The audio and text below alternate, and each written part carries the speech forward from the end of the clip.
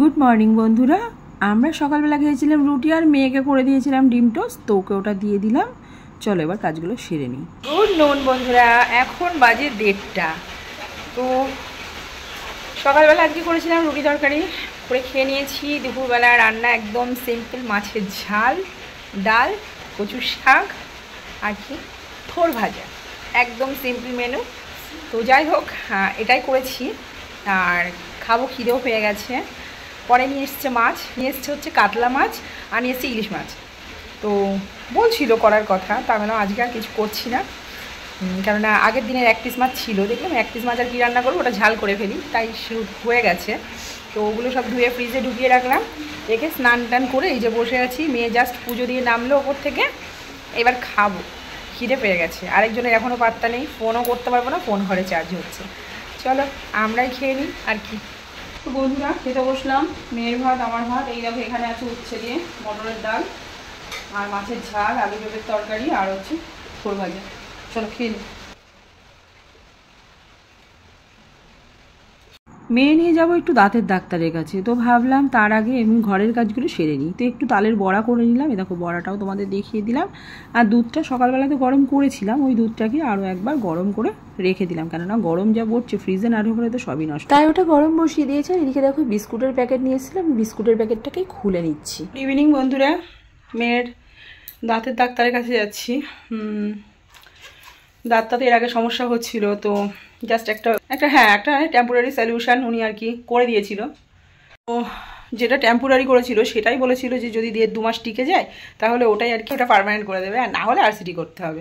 তো মোটামুটি 2 মাস হয়ে গেল, তো ব্যথাটা নেই। তাই বললাম যে না, নিয়ে যাই, করে নিয়ে আসি, না হলে এরপর আবার আরসিটি করার ঝামেলা। যারা আরসিটি করেছে তারা তো ভালোভাবেই জানো। তো যাই হোক, ওই জন্য রেডি হয়ে গেছি। মেয়ে গেছিলো পড়াতে, মেয়েও চলে এসেছে, ওর জন্যই লেট করছিলাম। তো এখন বেরোচ্ছি, চলো ঘুরে আসি ডাক্তারের কাছ থেকে। তো আমরা চলে এসেছি দাঁতের ডাক্তারের কাছে, আর ভেতরে অলরেডি একটা পেশেন্ট ছিল, তাই আজ আমাদের একটু ওয়েট করতে হয়েছিল। আর এটা কিন্তু সেই ডাক্তার যেখান থেকে আমিও দাঁত তুলেছিলাম। যাই হোক, আজকে কিন্তু মিষ্টুর একটু কষ্ট হয়েছে। দেখো আমি 2-1টা ক্লিপ নিয়েছি। এর আগের দিন যেটা টেম্পোরারিভাবে করে দিয়েছিল সেই দাঁতটা আজকে ভেঙে পরিষ্কার পরিচ্ছন্ন করে একবারে পার্মানেন্টভাবে করে দিল। এটা যদি টিকে যায় তাহলে আর আরসিটি করতে হবে না, আশা করা যাচ্ছে। চলে এসেছি, 7:15 বাজে। গিয়েছি কটা, 6:30 না? যাই হোক, হয়ে গেছে দাঁতের ওইটা। কিন্তু 1 ঘন্টা কিছু খেতে পারবে না। আমি আইসক্রিমটা তাহলে কিনে দিয়েছি যখন, তাহলে আইসক্রিমটা আমি খাই। বলছে খেয়ে নাও। এরকম বসে আছে চুপচাপ। এই যে এখন বায়না চাউমিন খাবে, তো আমি বললাম যে বাড়িতে চাও, আমি দরকার হলে পাস্তা করে দিচ্ছি, পাস্তা খেতে বেশি ভালোবাসে। আর এটা এখন খেতে পারবে না 1 ঘন্টা, এটা এখন ফ্রিজে ঢুকিয়ে রাখি, পরে খাবে। এখন ওকে একটু চাউমিন করে দিই। চাউমিন পাস্তা, তাই তো পাস্তা করে দেবো। চলো, ডিম দেবো না, হ্যাঁ ডিম দিলে কিন্তু আমি খেতে পারবো না, আমার ডিম দিলে। ডিমটাও দেবেই। এই যে এদিকে পাস্তাটাকে সেদ্ধ বসিয়ে দিয়েছি, সবজি কেটে নিয়েছি, গাজর আছে, বাঁধাকপি আছে, আলু আছে, লঙ্কা পেঁয়াজ তো আছেই। দেখো কড়াই বসিয়ে দিয়েছি, এদিকে আমি সমস্ত সবজিগুলোকে ভেজে নিচ্ছি, তারপরে পাস্তাটা দিয়েও দিয়েছি দেখো। আর ডিমটা পরে ফ্রাই করে ওপর দিয়ে দিয়েছিলাম, আমি জাস্ট একটুখানি খেয়েছিলাম। বন্ধুরা পাস্তা রেডি। আমি যেহেতু খাবো না সেহেতু ডিমটা ওপর দিয়ে দিয়েছি, ঠিক আছে। একটা মিষ্টুর, একটা ওর বাবার। চলো, ওর বাবা ডিনারে খাবে আর মেয়ে এখন খাবে। চলো মেয়েকে দিয়ে দিই। বাবাই আসো, কেমন হয়েছে দেখ, কেমন আছে? দারুণ হয়েছে দেখতে। চলো খেয়ে নাও। হ্যাঁ, ওদিকে পাস্তা খাওয়া কমপ্লিট, এবার আইসক্রিম খাওয়ার পালা। এই যে আইসক্রিম নিয়ে বসে পড়েছে, নিজেও একটু খেলো, আমাকে একটু খাইয়ে দিল। চাল এনেছে, ঠিক আছে, চালটাকে ঢালতে হবে। আগের চাল আছে, তাও হচ্ছে কি এনে রাখলো। এই যে চালটাকে ঢালবো। তো দেখো আমি চালটা ঢালতেই বসে পড়লাম। আসলে চালটা এনে দিয়েছে সন্ধ্যেবেলা, তো এখন যদি এই চালটা না ঢেলে রাখি, বাড়িতে এসে দেখবে, দেখে বলবে যে এখনও চালটা ঢালা হয়নি। কে শোনে অত কথা বলো তো।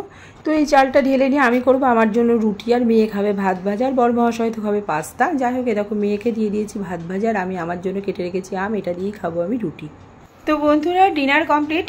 অনেক দিন পরে আবার তোমাদের সামনে এলাম ভিডিওটা শেষ করার জন্য, কেননা এখন তো আমি সেইভাবে ভিডিও শেষই করি না, যেরকম ভিডিও হয় তার মাঝখান দিয়ে শেষ করে দিই। তো যাই হোক, ডিনার কমপ্লিট। আমি খেয়েছি আম দিয়ে রুটি, আর বড় মহাশয়ের জন্য পাস্তা করে রেখেছিলাম, ও পাস্তাটাই খেয়েছে। আর মেয়ে একটুখানি ভাত ছিল, ওটাই ভেজে দিয়েছিলাম, ওটা ভালোই খাই আর কি। যাই হোক, তো আমাদের সবার ডিনার কমপ্লিট, মেয়ে পড়তে বসেছে, বড় মহাশয় অলরেডি শুয়ে পড়েছে, আর আমি ভিডিওটা এডিট করছিলাম। এডিট করতে গিয়ে দেখলাম ভিডিওটা তো আজকে শেষই করিনি, যদিও ওইভাবেই শেষ করতে পারতাম, কিন্তু আমার এখন ভিডিওগুলো এতটাই ছোট হচ্ছে, তো দেখলাম যে না, ওইভাবে আর শেষ করে লাভ নেই, চলো একটুখানি তোমাদের সামনে আসি, এসে একটু কথা বলি। যাই হোক, হ্যাঁ চলো আজকের মতন ভিডিওটা এখানেই এন্ড করলাম। ভিডিওর মধ্যে যদি কিছু ভালো লাগে পাশে থেকে সাপোর্ট করো। ভিডিওতে একটু ভিউ নেই গো, ভিডিও করার মন মানসিকতা, ইচ্ছা সত্যি সবটা নষ্ট হয়ে যাচ্ছে। তোমরা পাশে না থাকলে আমাদের পক্ষে কোনোদিনই দাঁড়ানো সম্ভব না। তো সবাই খুব ভালো থেকো, good night, love you all, tata.